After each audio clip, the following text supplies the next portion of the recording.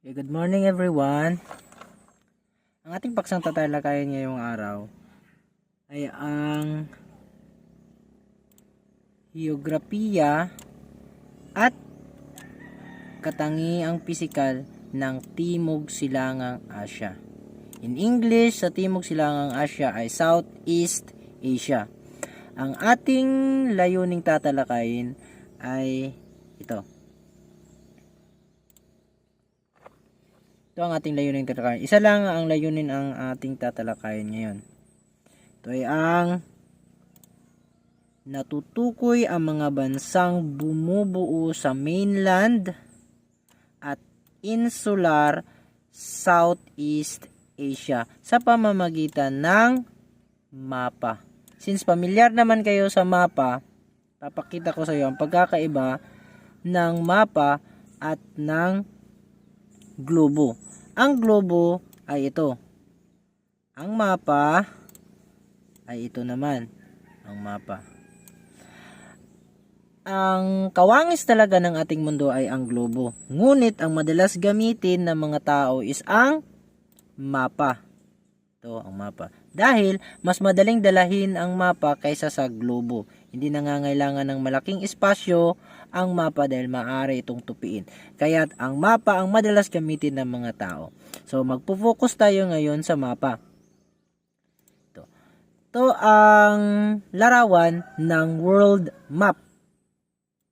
Ito, world map. Ito ang larawan ng world map. Now, ang mundo ay binubuo ng 7 kontinente. 7 kontinente or 7 continents. Ang una is ang kontinenteng ito, itong kulay berde. Ito ay tinatawag na North America. Pangalawa is ang itong color purple or violet is ang South America. Now, itong blue naman is tinatawag na or ang kontinenteng Europe. At itong orange is ang kontinenteng Africa. At itong dilaw is ang kontinenteng Asia. At ang pula is ang kontinenteng Australia. At ang panghuling kontinente nasa pinakababa is ang kontinenteng Antarctica. So, 7 continent na.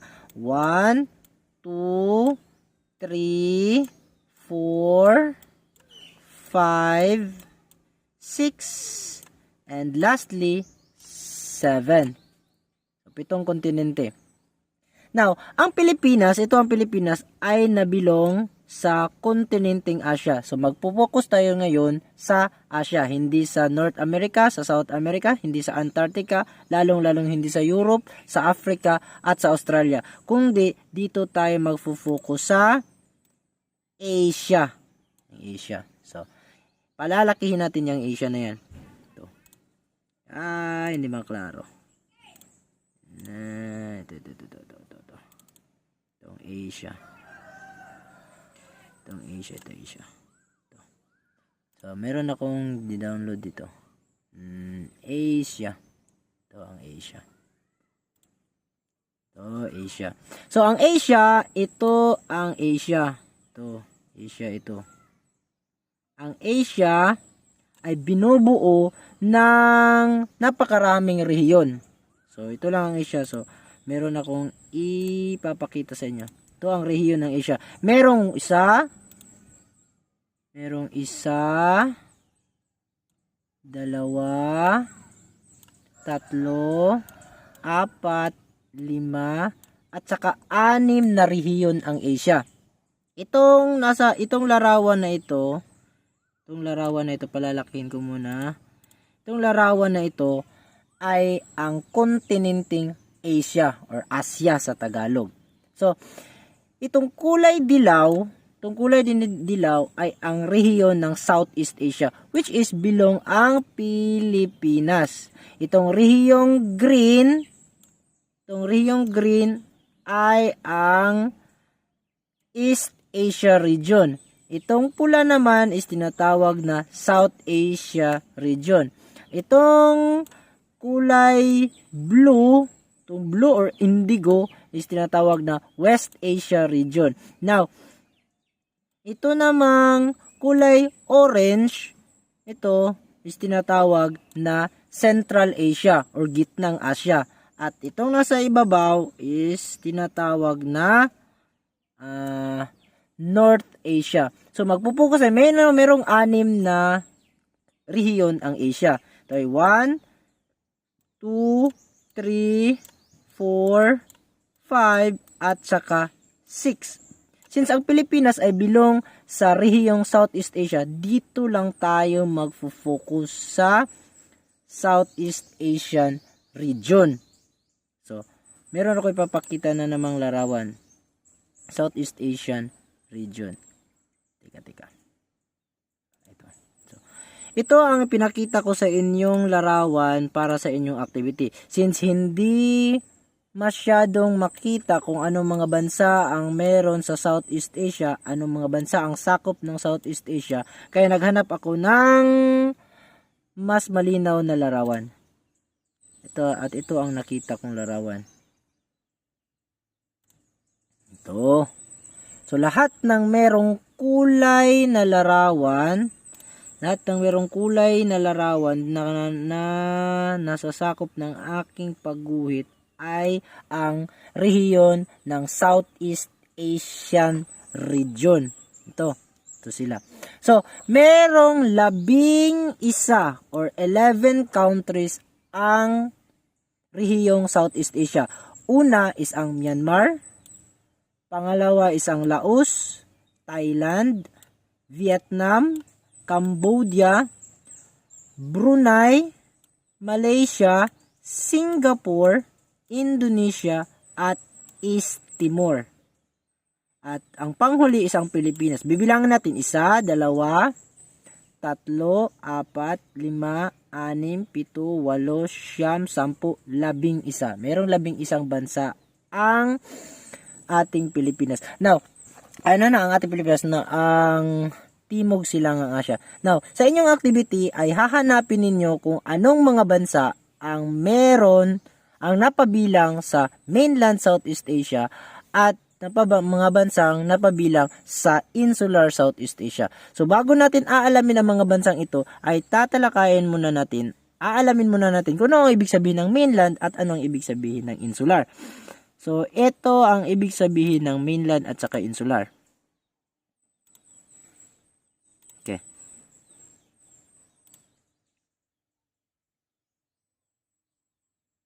Wait. Okay, ito. Ang mainland, itong kulay pula, ang mainland ay bahagi ng Timog Silangang Asya na nakaugnay sa malaking masa ng lupa or kontinente. Samantalang ang insular Southeast Asia or sea ay bahagi ng Timog Silangang Asya na binubuo ng kapuluan at pulo. So babalikan ko.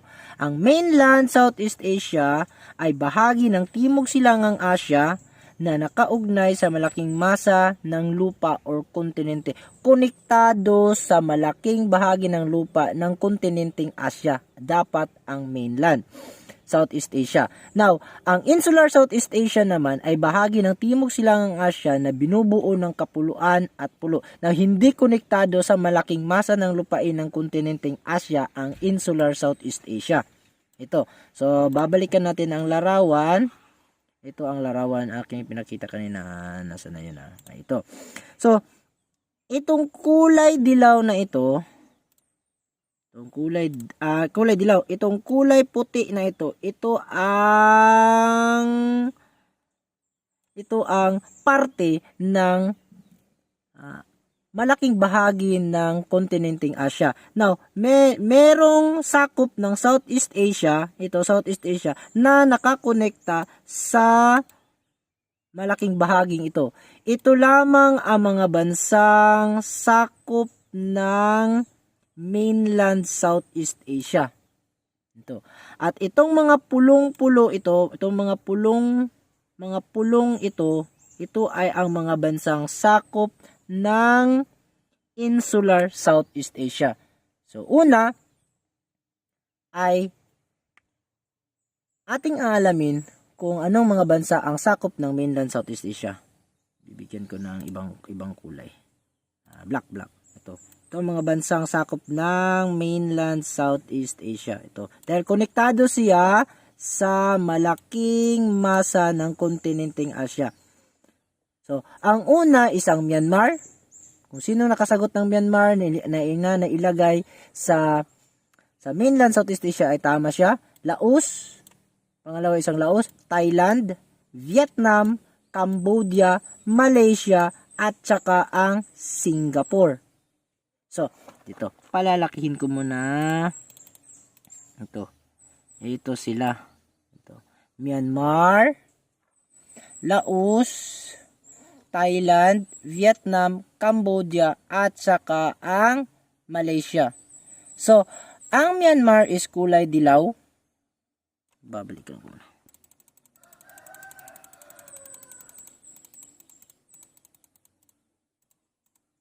Okay. Ang Myanmar, ang Myanmar is kulay orange, ang Laos is kulay berde, ang Vietnam is kulay red, ang Cambodia is brown, ang Thailand is dilaw, at ang Malaysia is anong kulay ito? Basta mura siya brown, yung murag orange. Then ang panghuling bansa na sakop ng mainland Southeast Asia is ang Singapore. Itong Singapore, pinakamaliit na bansa ng Timog Silang Asya. Ngunit ito ay napakaunlad naman sa ito, Singapore. Ito ang Singapore. Nakikita niyo ba? Ito Singapore to. Wait. Ito Singapore. Ito ang bansang pinakamaliit na nakakonekta pa rin sa Timog sa mainland Southeast Asia. Ito ang Singapore. Now, merong 7 bansa ang sakop ng mainland Southeast Asia. Pito sila. Una is ang Myanmar. Bibilugan ko ha. No. Bibilugan ko. Myanmar. 1. Laos. 2. Vietnam. 3. Thailand. 4. Cambodia. 5. At Malaysia. 6. At Singapore. 7. 7 kontinente, 7 bansa na sakop ng mainland Southeast Asia. Now, ang insular Southeast Asia naman ito, mainland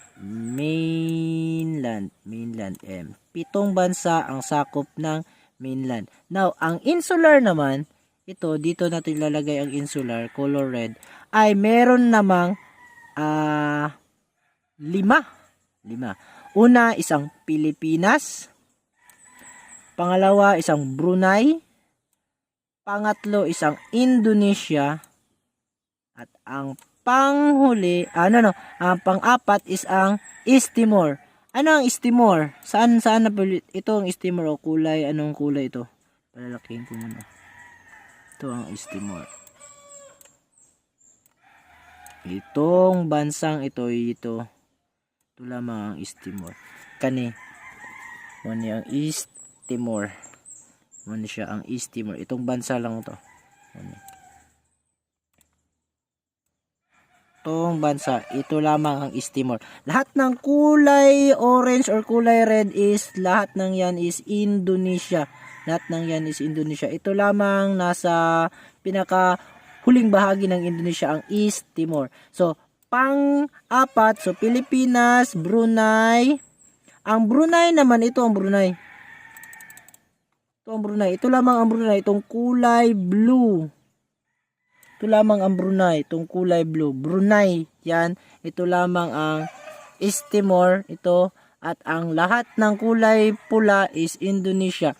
At ang Pilipinas. So, sinasabi ko kanina na merong 5 bansa ang insular Southeast Asia. Dahil 4 lang nakikita nyo, Philippines, Brunei, Indonesia, at East Timor. Dahil ang Malaysia is, ito ang Malaysia, at itong kabila, ito rin ay sakop ng bansang Malaysia. Itong kulay brown na may pagka-yellow. Malaysia. Ang Malaysia ay nahati sa dalawa. Merong mainland Malaysia at merong insular Malaysia. Tinatawag itong kanlurang bahagi ng Malaysia. Ito, kanlurang, ilalagay ko dito, green. Itong green is tinatawag na kanlurang bahagi ng Malaysia. At ito namang blue, ito, ito ay tinatawag na silangang bahagi ng Malaysia. So ang Malaysia is merong dalawang ang tawag dyan, merong dalawang parte. Ito ang kanlurang bahaging Malaysia. Ito, kanlurang bahaging Malaysia at ito naman ang silangang bahagi ng Malaysia. Now, ang silangang bahaging Malaysia ay sakop ng insular Southeast Asia. So, merong 5 bansa ang nasa insular Southeast Asia. Since ang mga bansa ng Timog Silangang Asya ay 11 lamang. So, naiintindihan? Yan lamang ang ating tatalakayin ngayong araw na ito. So, sa susunod is tatalakayin natin yung mga inyong ginawang aralin. Yung loop A or A at saka yung B. Sa mga wala ka pa sa good luck, bawi na lang ka next activity. So, naintindihan? Okay, thank you and goodbye.